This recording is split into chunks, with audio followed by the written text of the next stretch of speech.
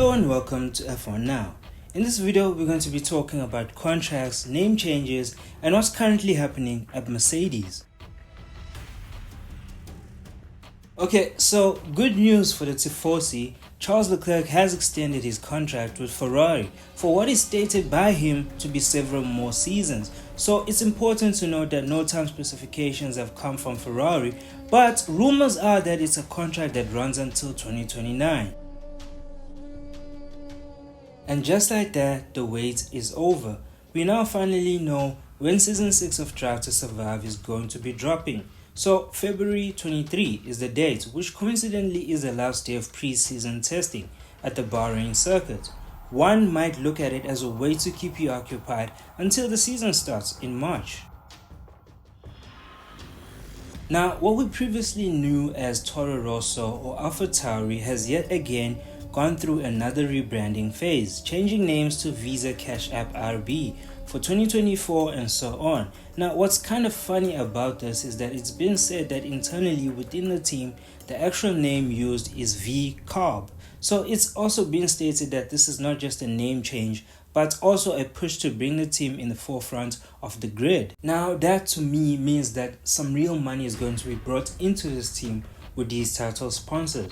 But personally, I don't think we should expect a level of performance that is different to what we currently know of this team.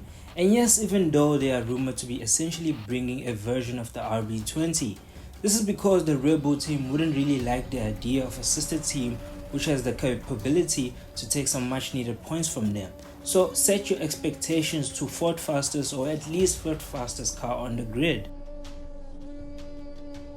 Mercedes COO Rob Thomas has stated that during the winter, the team has been busy hard at work finalizing designs to be sent off for testing.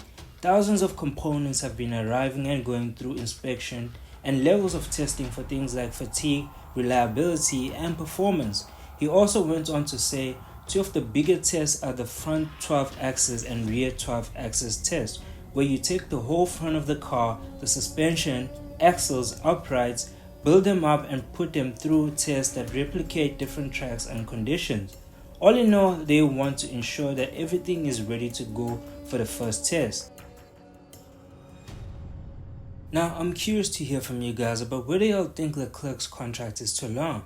Well, I say this to say that wouldn't it have been better for him to sign maybe a 2-year contract so that he has some options when the 2026 regulations are put into play?